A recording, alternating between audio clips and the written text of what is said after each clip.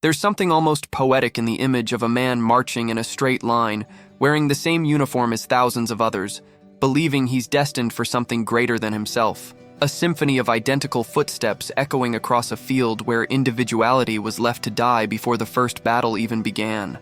Serving the homeland, they say, as if offering a simple answer to a question no one dares to ask. The American soldier is born at the altar of heroism and dies in the trench of political convenience. Between those two extremes, the recruitment poster and the coffin draped in a flag, lies a long corridor of carefully polished illusions, where obedience is a virtue and doubt, a crime. Inside, the walls gleam with the promise of glory, but the air smells of fear disguised as patriotism. In the American Army, every soldier is introduced to the same myth. That war will make him someone. Not someone better, of course, just someone. Because before he put on the uniform, he was merely another invisible face, lost in the noise of a country that worships freedom yet fears difference. The uniform becomes his ticket to recognition, the symbolic miracle that turns an anonymous body into part of a respectable machine. He believes he matters now, that the world will see him, that his mother will have a reason to smile when the news mentions courage. What splendid irony. Courage, that noble concept, sold for minimum wage and a faded flag. The soldier doesn't realize it, but when he signs his contract, he also signs a silent agreement with death.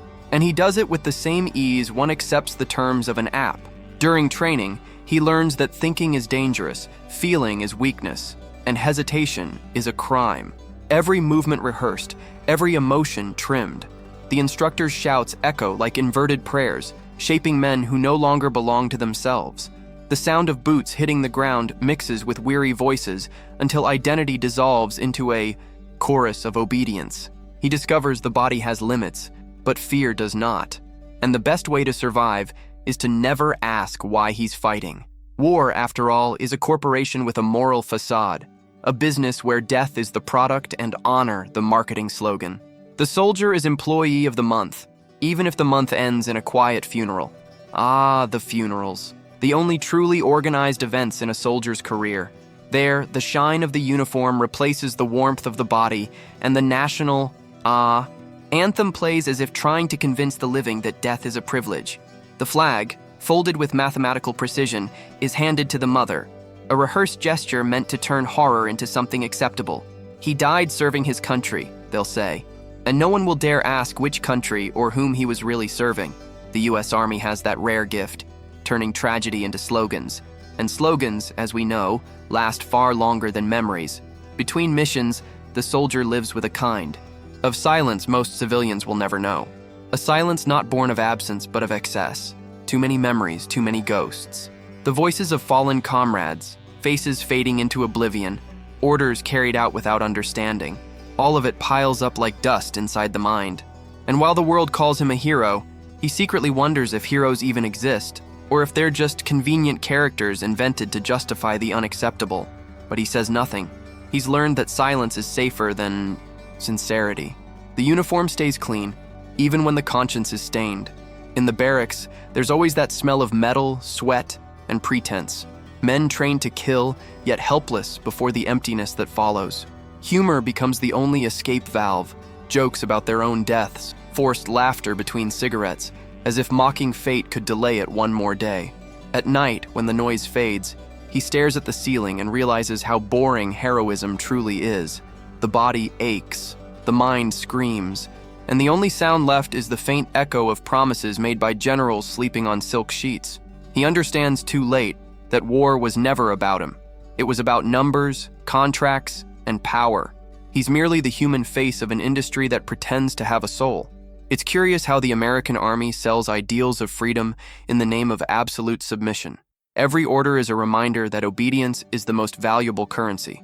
Think of the collective, they say, but the collective never thinks of you. Real discipline isn't about fighting the enemy. It's about accepting, without protest, the hypocrisy that fuels the system. They call it patriotism. I'd call it theater if the script weren't so predictable. Wars change names, countries, and pretexts, but the spectacle remains the same. Young men marching to glory, returning in silence, and politicians smiling for the cameras as if they'd won something more than an election. The naive ones believe the army is a family. And, indeed, there are similarities. Both demand loyalty, both punish disobedience, both keep secrets best left unknown. But unlike family, the army does not love, it only uses. Every soldier is replaceable, and replacements come so quickly that grief barely has time to settle. There's something almost genius in that coldness. The military machine is efficient precisely because it doesn't feel, and efficient because it always finds new bodies eager to believe. There's always another young man, another story, another dream ready to be recycled in the name of freedom. A perfect cycle of hope and ashes. Occasionally, a soldier returns. He survives, which is almost an insult to the script. But upon returning, he discovers that the country which swore never to abandon him no longer knows what to do with him. The applause fades, the promises evaporate, and the uniform, once a key to honor, now weighs like a reminder of something the world prefers to forget. He walks the streets trying to readapt but realizes the battlefield never left him. The war continues, inside, silent and persistent. Nightmares are his new commanders, guilt his most loyal companion. He was trained to survive death, but no one taught him how to survive life, and that's when the glamour collapses entirely. The hero becomes a sleepless shadow, a body present in a country that sees him as a symbol, not a person. The army taught him to erase everything that made him human, and now the world punishes him for not knowing how to feel. He tries to laugh at the irony, but the laughter breaks midway, because there's something grotesque about realizing your courage was used against you. And when the government cuts veterans' funding, he finally understands the lesson. In the end, everyone serves something. Some serve the nation, others profit, and a few, tragically, serve oblivion itself. But perhaps the most fascinating thing is how well it all works. It's a spectacle of manipulation that borders on art. The colors of the flag, the marches, the medals, all meticulously designed so no one sees the machinery beneath. Even suffering is choreographed. The soldier cries at the right moment, the audience feels moved, and the cycle begins again. Tragedy, when repeated elegantly, becomes tradition. And the American army, oh, it's a master at turning tragedy into tradition. Wars become holidays, the dead become inspiration, and fear becomes motivation. A self-sustaining system powered by a lie so old, it's mistaken for truth. The invisible narrator, that cynical observer everyone pretends not to hear, might say the soldier is the perfect metaphor for modern humanity. Obedient, useful, disposable. He believes he's fighting for something sacred, yet he's merely fueling the spectacle of national vanity. And yet, there's something almost touching in his naivete, because without it, the whole system would collapse. The soldier needs to believe his pain has purpose, that the bullet, the blood, the trauma, all of it brings him closer to some invisible redemption. The fact that redemption never arrives only makes him more devoted. Faith, after all, has always been the most efficient instrument of control.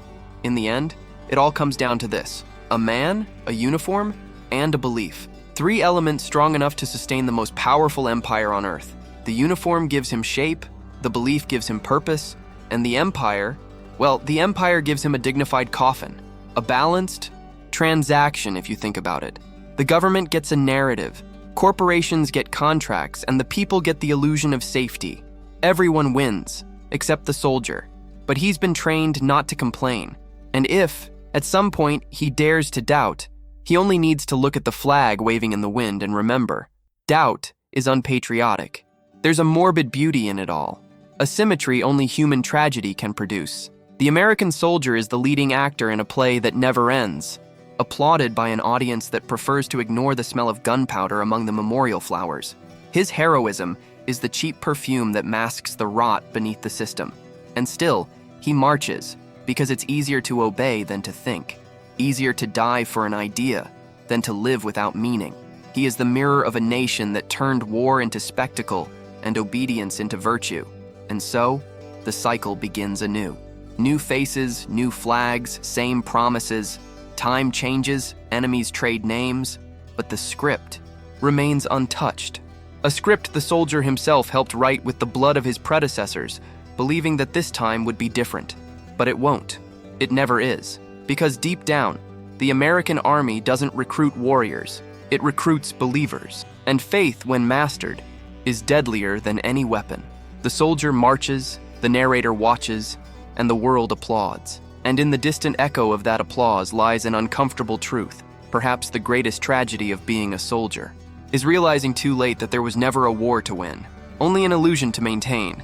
And then, at last, silence. Not the silence of weapons, but of conscience. A silence heavier than the helmet, the metal, or the coffin.